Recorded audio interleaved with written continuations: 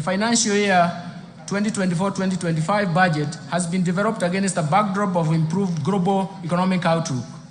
The world economy stood at 3.2% in terms of growth in 2023 and is projected to continue at the same pace in 2024. In the domestic economy, Mr. Speaker, the Kenyan economy is now unwinding from layers of negative and persistent shocks. And some of these shocks have actually have been protected and have a structural and permanent effects on the economic activities. Mr. Speaker, through forecast interventions as well as structural reforms, the policies of Kenya Kwanza government have started to yield some positive results. Economic recovery is evident, with a GDP growth of 5.6% in 2023, up from 4.9% in 2022. This is above the global average and also above the average of sub-Saharan African region. The domestic growth in 2023 was mainly supported by a rebound in agricultural activities given the improved weather conditions and subsidized inputs for farmers. The resilience of the services sector remained strong in that same year. So the overall inflation also declined to its target level at 5%, and in April 2024, from a peak of 9.6% in October 2022. The decline was driven mostly by easing of food and energy prices, a strong pass-through effects from exchange rate appreciation, and the impact of monetary policy actions. And the tight monetary policy has been complemented by fiscal policy measures to enhance food production through subsidy program on fertilizer and seeds. Mr. Speaker, in February this year, the government took advantage of the improved international financial market conditions to refinance the buyback of $1.5 billion of the Eurobond 2024. The government, through this process successfully removed the uncertainty of the settlement of the Eurobond.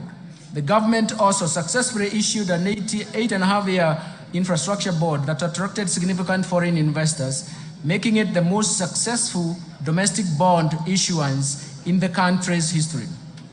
Mr. Speaker, these two operations in February significantly improved the market perception, together with a tight monetary policy stance and significant reforms in the interbank foreign exchange market. It has brought stability in the foreign exchange market. As of 31st May 2024, the exchange rate was Kenya shillings 130.20 to the US dollar, from a high of 163 earlier on in January. And this represents a significant appreciation of 18.7%. The appreciation and stability of the exchange rate created confidence and triggered inflows of foreign exchange foreign direct investment, and attracted investors to the Nairobi Securities Exchange. In order to enhance monetary policy transmission, the Central Bank of Kenya has adopted a new monetary policy implementation framework, and this is based on inflation targeting and introduces an interest rate corridor around the central bank rate. The interbank rate is expected to be within this corridor. In addition, the Central Bank of Kenya launched the DAO CSD, a central securities depository infrastructure that delivers world-class level of registry, custodial, and even settlement services for both primary and secondary market operations.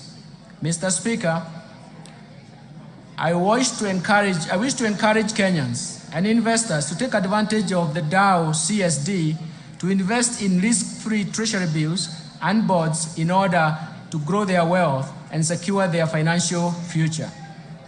We have simplified the DAO CSD, and investors can simply use the USSD *866# to log in and invest a retail bond for amounts as low as 600 shillings.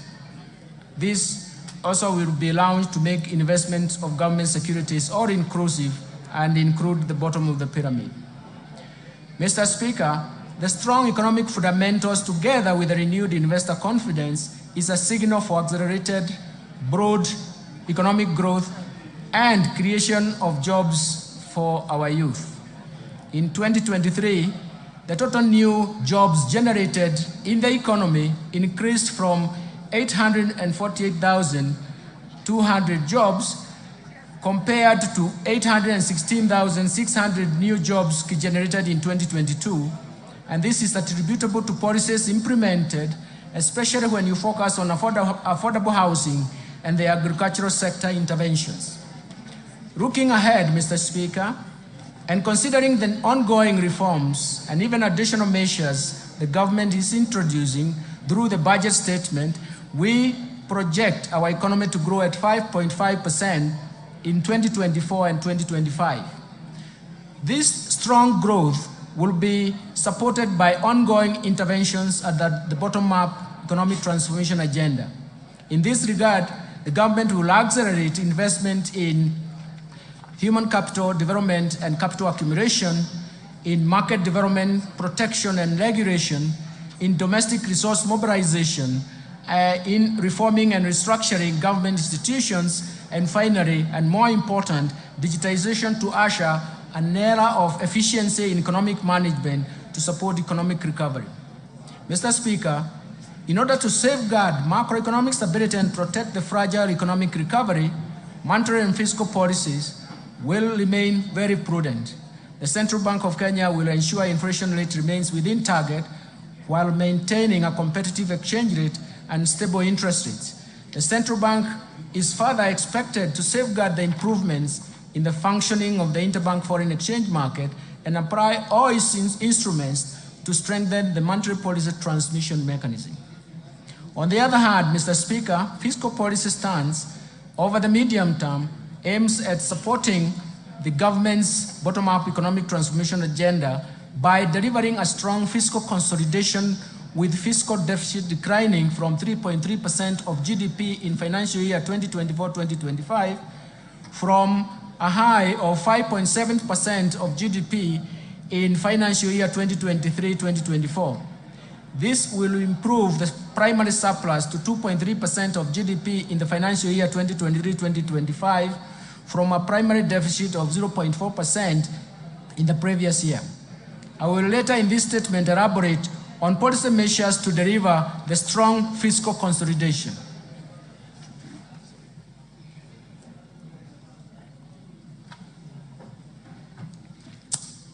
Mr. Speaker, this economic outlook is not without risks.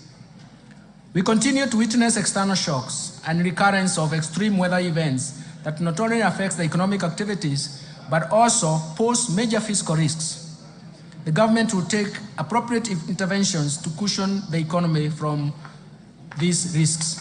Mr. Speaker, let me now expound on the policy priorities of the government to promote economic transformation and improve livelihoods for Kenyans.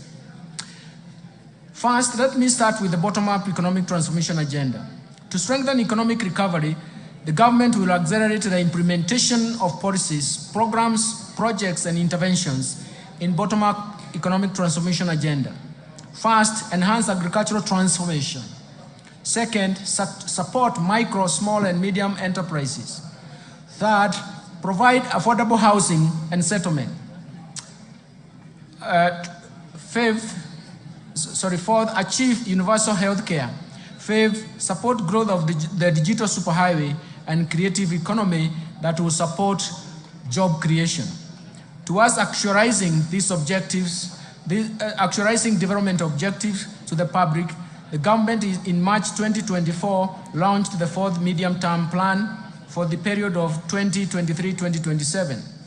The MTP4, as we call it, translates the better aspirations into concrete priority interventions to be implemented by both levels of government.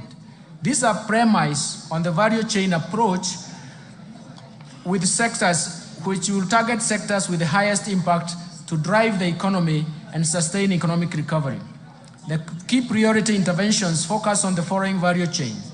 First, leather and leather products, textile and apparel, dairy, the tea industry, lice sector, edible oils, the brew economy, and natural resources, including mineral and forest, and finally the construction and building materials. The value chain approach ensures rational resource allocation by eliminating wastage of resources occasioned by duplication, overlap, fragmentation, and the ineffective coordination in the implementation of the program and projects, while promoting a whole of government approach to service delivery. To create employment, special focus has been given to investment in special economic zones and county aggregation and industrial parks, diversification of export markets, and market access of goods and services from micro, small, and medium enterprises. Mr. Speaker, the government will also undertake the following targeted strategic interventions to support economic transformation. First, the government will continue to maintain macroeconomic stability to enhance security, to foster a secure and conducive business environment while protecting Kenyans and their properties. Second, the government will scale up development of critical infrastructure in the country, such as roads, railway, air, seaports, energy, water, and reduce the cost of doing business and ease movement of people and goods, as well as promote competitiveness. Third, the government will enhance investment in key sectors for broad-based sustainable growth by promoting agricultural transformation, growth in manufacturing, environmental conservation, and climate change mitigation, stimulating growth in tourism and sustainable land use. And all this in management will actually refocus ourselves in terms of how we can get moving in these subsectors. The government will enhance human capital development through investment in health, education, and appropriate social safety nets for vulnerable groups, for a vulnerable population, for improved social and economic outcomes. Fifth, the government will support the youth, women, and even persons living with disabilities through government-funded empowerment programs that leverage on partnership with private sector organizations. Sixth, the government will support county governments through transfer of shareable revenues to strengthen their systems and capacity in service delivery. Mr. Speaker, it's important to notice that it is for the first time since the advent of devolution that the county governments are getting shareable revenue, which is surpassing 400 billion shillings. Lastly, implement various policy and legal institutional reforms that will enhance the efficiency of public service delivery.